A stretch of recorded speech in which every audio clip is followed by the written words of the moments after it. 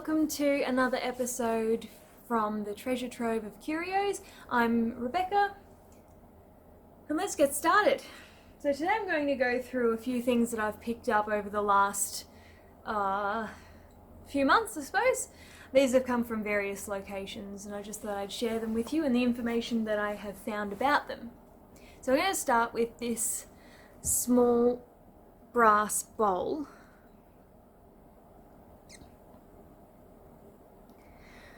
which has got a bit of an Asian pattern. And it was pretty gungy when I bought it, and I thought, I wonder what it is. I didn't pay much for it, and I thought I'll just clean it up and see what happens. And in the bottom I found the mark Kinco, which I did some research on that and found that the name Kinco was registered to the British metal company in Kingston, and Kinco is an abbreviation for Kingston-on-Thames. It's relief etched, that's what they call this style of etching, and then it's being coloured.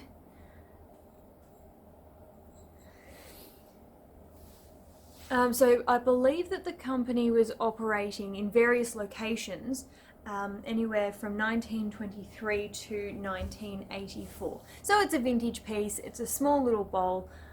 I think it's pretty cool. And it's actually not too damaged. I was a bit worried that there was a bit of corrosion, but it actually came up quite well when I cleaned it up. So it's actually not too bad.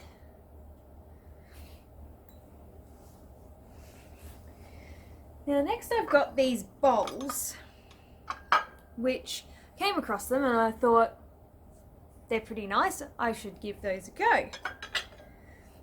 And they've got faint marks of a stamp on the bottom of them, and I couldn't quite make them out properly. I think this one's the closest that you can see. Did some research and I contacted a few people, got onto some of the Facebook pages for the pottery in Australia, and found that they're Wangrove pottery, which was sort of like a party wear type pottery that was set up in Australia. So I'll just show you the inside of this one. This one's my favourite one. It's hard to see, but the colours are actually really quite impressive in this one. The other ones are a little bit more plain, they're sort of more browns and earthy tones. And then there's the large bowl, which has got the double flower. So these are all hand decorated.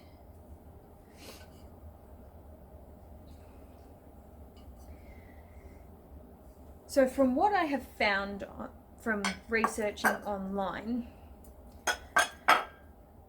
sorry, stop making noise in a sec, there you go. So Rudolf Dibka was the man who established Wangrove pottery. So originally he had set up a studio in their backyard in Rydalmere, I think is how you pronounce it, in New South Wales, which was in 1968. He and his wife set up this studio in their backyard and just sort of had a go at stuff, and they moved across Australia in various areas over their time and established Wangrove pottery in 1986, and it continued operating to 2003. So these items aren't particularly old, but they're pretty, they're hand decorated. I don't know that they're a particularly desirable item. I think they're quite a common item. So I don't think that they'll go for very much money when I sell them, but I still think they're nice, especially that one, which is really cool colours, which is, the camera doesn't seem to be quite picking it up.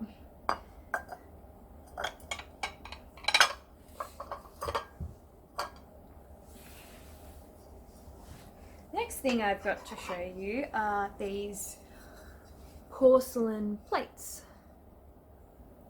They're beautiful decorative plates, and the detailing on these is really quite gorgeous. So there are two that are more or less the same, and then one that's slightly different.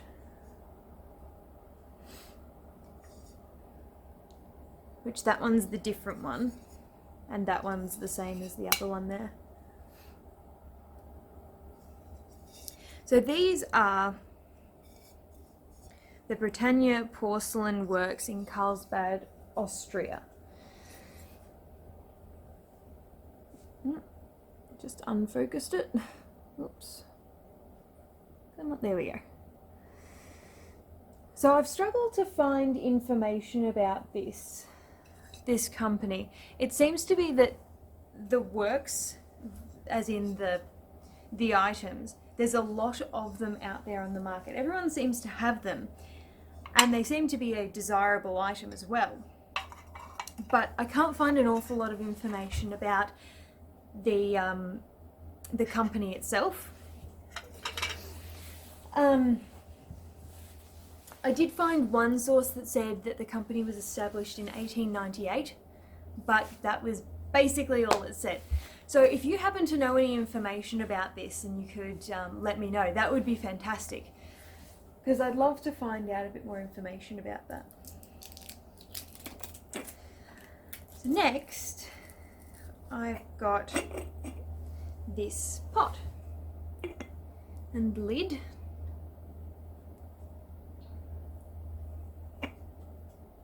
This is an Australian pottery piece.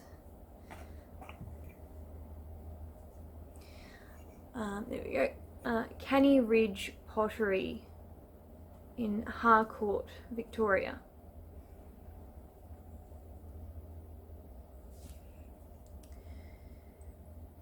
And there's the inside of it for you. And the lid. So, Canny Ridge Pottery was established by Alan Letts, and from what I've read online, that occurred in September 1976, and then it closed around 1990. So what I've read is that Alan Letts worked at the Bendigo Pottery for quite a number of years, and then established this pottery along with another, I think, over the years. This one in particular, the Canny Ridge Pottery, I believe had up to 16 employees in its heyday. So it was a nice little, or medium-sized studio that was set up. It's a nice piece, nice earthy tones.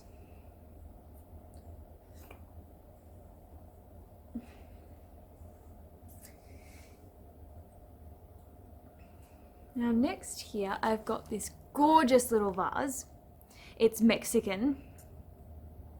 It's a Mexico pottery piece, nice bright colours, and the style are very indicative of that. But also on the bottom we have it marked Isidoro, Mexico. Now, finding information about this is actually something that is quite desirable. I found quite a few things that have sold with these markings on it recently for quite a bit of money, which is fantastic. Fantastic for me as a reseller, that is. Now, I'm not sure whether the information that I have found is related to the maker of this. I found information about an artist who was alive from 1910 to 1983, but from what I can find, he did prints, he did paintings and drawings, and he taught a lot of classes, and so didn't have a lot of artworks of his own. So the things that he did sell make quite a lot of money. The things that he made and sold make quite a lot of money. But I'm not sure that this is the same artist. But nevertheless, it's a beautiful piece. It's a gorgeous blue colour. And it's a desirable piece. And the last item that I have for you today, it's just a short video today, is this plate. Now this is, I'm not sure if it's a bird or a fish or a combination of both. This one's got me a little bit stumped. It is signed by the artist just here on the edge there, which I can't quite make out. If you happen to know who this is, if you can make that out, and well, you're certainly doing better than me if you can. Anyway, it's a cool design, lots of colour. It's got a hanging place for hanging it, so I'm not sure that it's intended as a usable item, but of course you could use it for trinkets and things. I'm not sure that it would be suitable for food. And it's got on the back dipinto a mano, which translates to painted by hand. So it's a hand-painted piece, it's signed by the artist, so it's got some good things going for it. But again, I've no idea what that is. Yeah, not sure. Anyway, so given that it's written in Italian on the back, and it has an Italian style, I'm going to say it's safe to assume that it's an Italian piece. Anyway, that's all for today's video, and I will shortly have another video out to you in 4 days' time. That's the plan. And I'll go through some more things that I've picked up in recent times, again in the last few months, which I've picked up from various locations. Some of these I sourced from Altona in Melbourne, some things from Kilmore in regional Victoria. Trying to think where else. Can't remember. Anyway, yeah, I hope you enjoyed this video. Hit the like button if you did. Hit subscribe if you want to see more of this stuff and some more interesting things that I've got coming on the way. Restrictions are easing, so hopefully I'll be able to head out and do some op shopping and do some videos while I'm out and about, which are much more fun. Anyway, I hope you're all well. Take care. Bye now.